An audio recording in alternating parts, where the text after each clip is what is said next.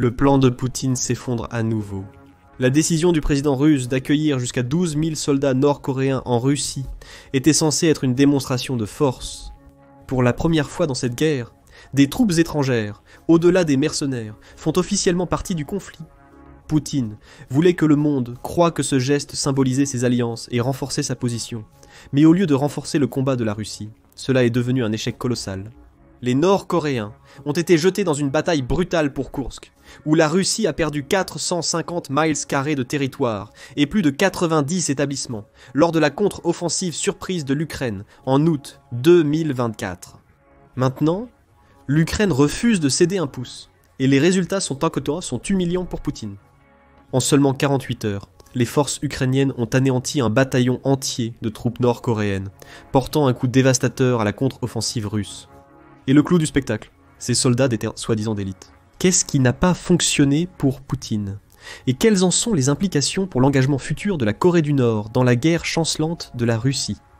Dans son discours du 4 janvier, le président ukrainien, Volodymyr Zelensky, a annoncé que des combattants ukrainiens à Koursk avaient détruit un bataillon entier de soldats nord-coréens. Pour contexte, un bataillon est généralement composé de 500 à 1000 soldats, bien que les chiffres puissent varier. Certains bataillons peuvent ne contenir que quelques centaines de soldats, tandis que d'autres atteignent le quota complet de 1000. Quoi qu'il en soit, détruire un bataillon entier signifie que l'Ukraine vient d'éradiquer une partie substantielle des troupes que la Corée du Nord a envoyées en Russie, pour soutenir les efforts de Poutine, pour reprendre Koursk. Le pire pour la Corée du Nord, c'est qu'elle a subi ces pertes massives en seulement 2 jours de combat. Le commandant en chef a également fait un rapport sur eux. Lors de son discours quotidien, Zelensky a évoqué la situation dans la région de Koursk.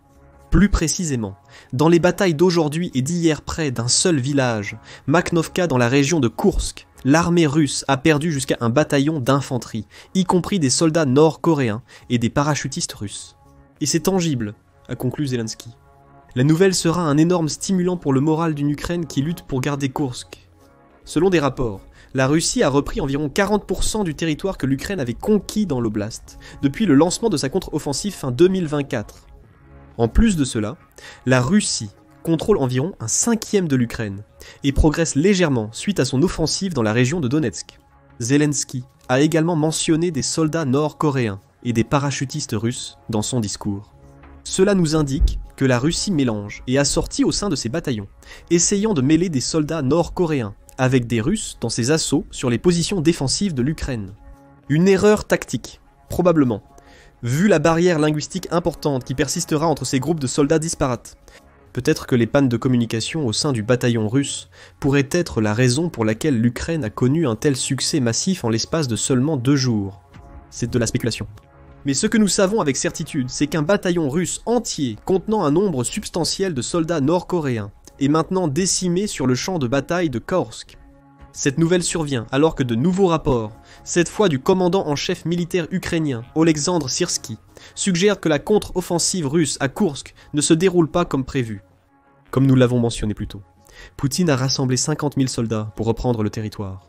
Selon un poste de télégramme du 1er janvier par Syrsky, les pertes russes avaient dépassé 38 000 dans l'oblast, même avant que l'Ukraine n'ait décimé le bataillon majoritairement nord-coréen.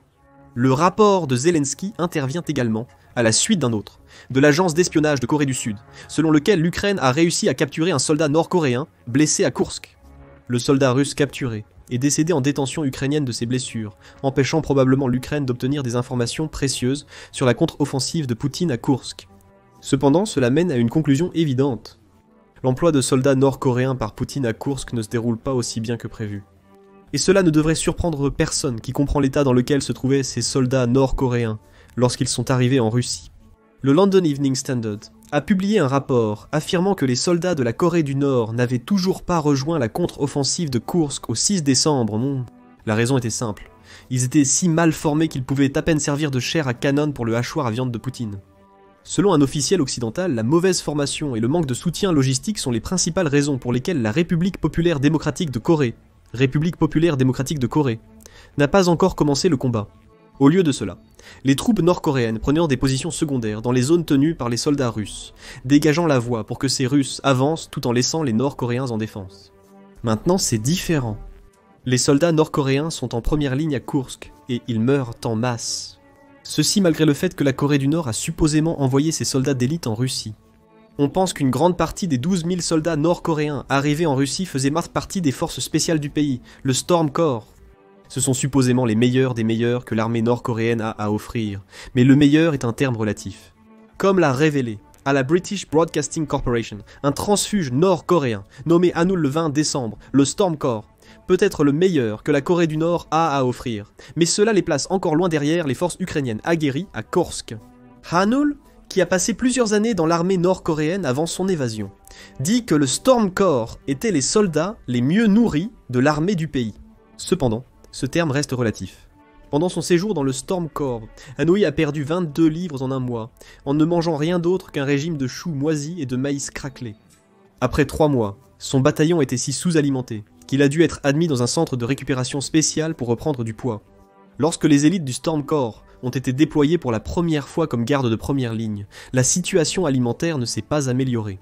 Le riz a remplacé le maïs, mais il en restait peu quand la nourriture est arrivée à l'unité de Hanoïl. Les unités arrières ont pris la plupart du riz, laissant au Storm Corps un mélange de riz et de sable en guise de repas.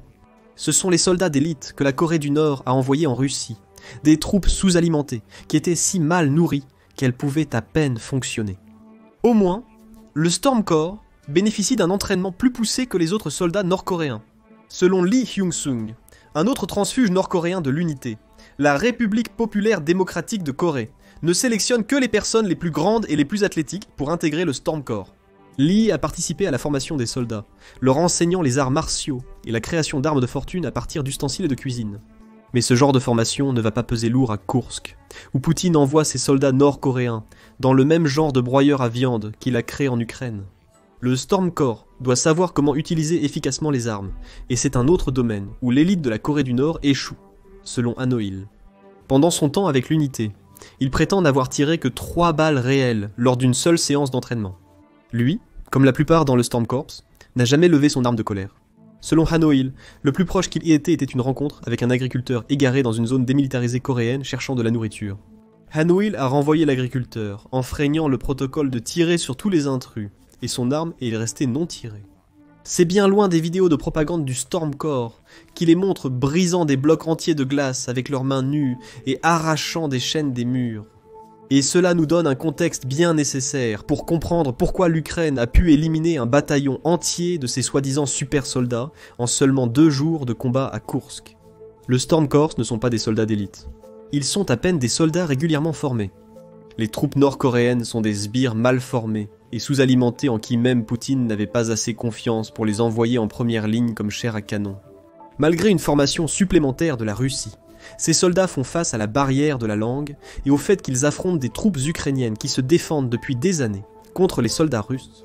Les Nord-Coréens n'ont jamais eu de chance. C'est pourquoi tout un bataillon est maintenant en lambeaux. Pire encore pour la Corée du Nord, le Storm Corps est censé exceller dans l'infiltration. Ils s'entraînent à naviguer derrière les lignes ennemies et à semer le chaos, mais cela ne se produit pas pour autant. Poutine envoie ses soldats sur le front à Koursk, et il récolte les résultats que tout le monde attendait. Ces soldats nord-coréens meurent, ou sont blessés en masse parce qu'ils ne sont pas à la hauteur, et Poutine les utilise d'une manière à laquelle ils ne sont pas habitués. C'est juste une preuve supplémentaire de l'inaptitude tactique que la Russie a montrée tout au long de l'opération militaire spéciale de Poutine, et cela nous laisse avec une question à poser. Que se passe-t-il ensuite ? Les chances sont assez élevées que encore plus de morts et de blessés parmi les soldats nord-coréens nous attendent. Poutine ne va pas arrêter son contre-offensive maudite jusqu'à ce qu'il ait repris le territoire perdu ou épuisé ses troupes. Le dernier scénario commence à sembler plus probable que le premier, surtout lorsque vous considérez ce qui arrive aux soldats nord-coréens de la Russie, au-delà de cette perte la plus récente d'un bataillon entier. Un jour après que Zelensky a révélé la destruction du bataillon nord-coréen, il est apparu sur le show du podcasteur américain Lex Fridman. L'interview est devenue parfois houleuse, surtout lorsque Friedman a suggéré que l'Ukraine pourrait simplement essayer de pardonner à Poutine pour mettre fin à la guerre. Zelensky a rapidement rejeté cette suggestion en soulignant que personne ne pourrait raisonnablement envisager de pardonner à quelqu'un qui avait tué des milliers de ses compatriotes et dévasté tant de villes. Mais même au milieu de la tension de l'interview, Zelensky a révélé à quel point l'Ukraine a été efficace contre les forces nord-coréennes, avec lesquelles elle se bat à Koursk. Il a révélé qu'environ 3800 soldats nord-coréens ont déjà été tués ou blessés dans la région jusqu'à présent.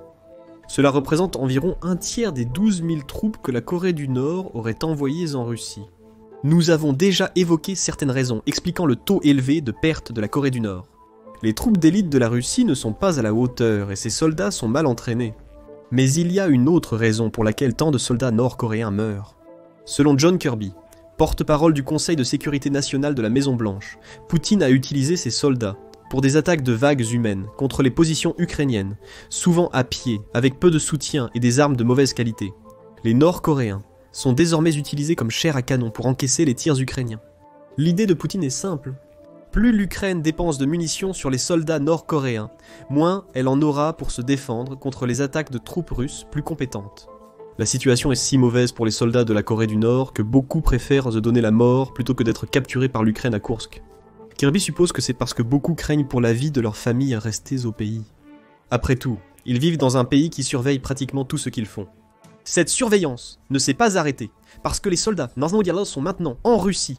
Certains nord-coréens meurent de leurs propres mains, parce qu'ils préfèrent être signalés comme mourant honorablement au combat, pour réduire le risque que le président nord-coréen Kim Jong-un ne se venge sur leur famille.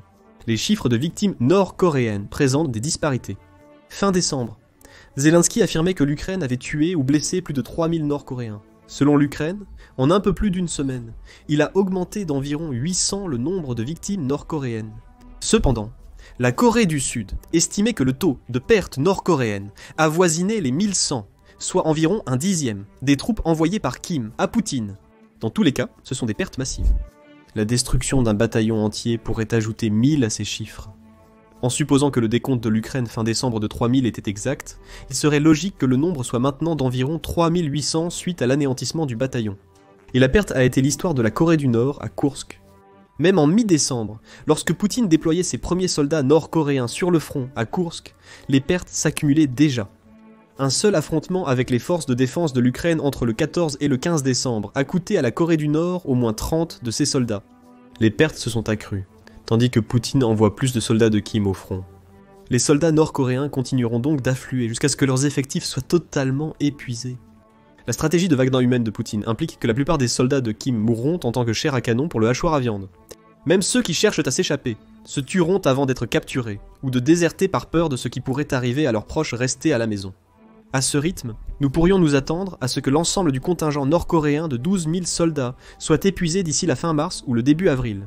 Si Poutine ne reprend pas le territoire de Koursk d'ici là, la Russie sera dans une très mauvaise position. Zelensky a certainement ses idées sur ce qui devrait se passer ensuite après la destruction du bataillon nord-coréen. Il réclame cela depuis fin 2024. Le président ukrainien appelle la Chine à user de son influence sur la Corée du Nord pour stopper l'envoi de troupes supplémentaires par Kim. Zelensky peut voir l'anéantissement de ce bataillon et les 3800 victimes que l'Ukraine a infligées à la Corée du Nord jusqu'à présent comme un message à la République populaire démocratique de Corée et à la Chine. La Corée du Nord ferait bien d'arrêter d'envoyer des soldats, où ils subiront le même sort que ceux qui sont venus avant eux. Zelensky a déclaré que le peuple coréen ne devrait pas perdre ses gens dans des batailles en Europe, tout en évoquant l'influence potentielle de la Chine. Si la Chine est sincère dans ses déclarations que la guerre ne devrait pas s'étendre, une influence appropriée sur Pyongyang est nécessaire. La Chine a certainement fait ces affirmations. En septembre 2024, Wang Yi, le ministre des Affaires étrangères du pays, a mis en garde les dirigeants mondiaux aux Nations Unies contre l'expansion du conflit ukrainien. La priorité est de s'engager à ne pas étendre le champ de bataille. La Chine s'engage à jouer un rôle constructif, a déclaré le ministre. Quelques mois plus tard, l'expansion que la Chine prétendait impossible s'est produite alors que la Russie déployait des troupes nord-coréennes. Cependant, ce que dit la Chine et ce qu'elle fait sont souvent deux choses très différentes. L'Ukraine ne peut probablement pas compter sur la Chine pour faire pression sur la Corée du Nord suite à la destruction du bataillon. La seule perte des troupes pourrait devoir le faire. Selon le East Asia Forum, la Chine est peu encline à dénoncer l'emploi de soldats nord-coréens par la Russie, malgré ses réserves quant au rapprochement Poutine-Kim que cela implique. L'autre option de l'Ukraine est de poursuivre la destruction du bataillon. Il y a déjà de nombreux signes qu'elle le fait. Zelensky devait assister à la 25e réunion du groupe de contact de la défense, alors que nous écrivions ce script. Plus de 50 nations, collectivement connues sous le nom de groupe de Rammstein, se sont réunies à la base aérienne de Rammstein en Allemagne pour discuter des questions de sécurité actuelles. La plupart des membres de ce groupe appartiennent aussi à l'OTAN et l'UE. Le groupe a été créé en avril 2022 suite à l'invasion de l'Ukraine par Poutine. Cette itération de la réunion était prévue pour octobre 2024. La visite a été reportée car le président Joe Biden a dû gérer les conséquences de l'ouragan Milton. Cette réunion est la dernière chance pour Zelensky d'obtenir plus de soutien des alliés de l'Ukraine, surtout des États-Unis, avant l'entrée en fonction du président élu Donald Trump. Zelensky tente de flatter Trump avant son entrée en fonction, déclarant même à la télévision ukrainienne que Trump peut être décisif et capable d'aider l'Ukraine à stopper l'élan de Poutine. Mais il faut imaginer que Zelensky utilisera la 25e réunion de Ramstein pour obtenir des dons supplémentaires d'équipements militaires pour la défense de Koursk par son pays. En parlant de Koursk, l'Ukraine prend également les choses en main en lançant une contre-offensive dans l'oblast. Le 5 janvier, un jour après l'annonce par Zelensky de la destruction du bataillon nord-coréen, des informations ont émergé sur une offensive renouvelée à Kursk. Au lieu de rester sur la défensive, l'Ukraine a lancé des attaques dans plusieurs directions dans l'oblast. Le ministère russe de la Défense a déclaré avoir repoussé 2 contre-attaques le 5 janvier. La Russie affirme qu'une réponse décisive comprenait le soutien de l'artillerie et de l'aviation, lui permettant de détruire les contre-attaquants ukrainiens, à seulement 9 miles de sa frontière avec l'Ukraine. Il est sage de prendre ces affirmations avec des pincettes. L'Ukraine affirme que sa contre-attaque à l'offensive de la Russie vers Koursk se déroule bien. Cable News Network rapporte que le chef du bureau présidentiel ukrainien, Andriy Yermak, a posté sur Telegram le 5 janvier pour déclarer « Koursk sur région, bonne nouvelle, la Russie obtient ce qu'elle mérite. Quoi qu'il en soit, il est clair que l'Ukraine se sent en position de lancer des attaques contre la Russie et son contingent de soldats nord-coréens à la suite de la destruction d'un bataillon entier à Koursk. Il reste à voir si la contre-attaque ukrainienne est le résultat d'une confiance renouvelée ou du désespoir de la part de l'Ukraine. Mais une chose est presque certaine, la Russie continuera d'attaquer. Et cela signifie que la Corée du Nord risque de perdre encore plus que le bataillon que l'Ukraine a décimé le 4 janvier, et les 3800 soldats environ, qu'elle a perdus jusqu'à présent. Plus il y a de vagues humaines, plus il y a de morts nord-coréens, ce qui nous amène à la dernière question que nous poserons dans cette vidéo. Kim Jong-un enverra-t-il plus de ses soldats se battre pour la Russie à Koursk? Zelensky croit que c'est possible. Lors d'un podcast avec Lex Fridman, Zelensky a affirmé que la Corée du Nord pouvait envoyer 30 000 à 40 000 soldats supplémentaires au front de Koursk. Cela doublerait presque les forces de contre-attaque que Poutine a amassées dans sa première poussée pour reprendre Koursk, s'ajoutant à l'énorme broyeur de viande déjà créé. Zelensky a dit à Fridman qu'ils peuvent en amener plus. Entre 30 et 40 000, voire 500. Ils peuvent amener beaucoup de gens. Pourquoi? Parce qu'ils ont de l'ordre et de l'autocratie. Et c'est peut-être là un signe que le pire n'est pas encore terminé pour l'Ukraine. Il a fait un travail incroyable en éliminant un bataillon nord-coréen entier en 2 jours, ainsi que 3800 nord-coréens tout au long de la contre-offensive maudite de Poutine. Mais Kim a plus de soldats en attente, et si l'on croit à Radio Free Europe, Kim n'est pas déconcerté par les pertes nord-coréennes jusqu'à présent. Au contraire, il se prépare à redoubler son soutien à la Russie, sachant que chaque soldat qu'il envoie au Poutine signifie qu'il obtient plus d'argent, de pétrole et de secrets militaires en retour. Alors, la destruction par l'Ukraine d'un bataillon nord-coréen à Koursk est-elle un signe que la bataille dans l'oblast tourne en faveur de Zelensky? Ou pourrait-ce être le signal dont Kim et Poutine ont besoin pour envoyer encore plus de soldats nord-coréens dans la région en guerre? Partagez vos pensées dans les commentaires, et merci d'avoir regardé cette vidéo. Allez maintenant voir la première frappe de missile Storm Shadow qui tue un général russe et des centaines de nord-coréens, ou cliquez plutôt sur cette autre vidéo.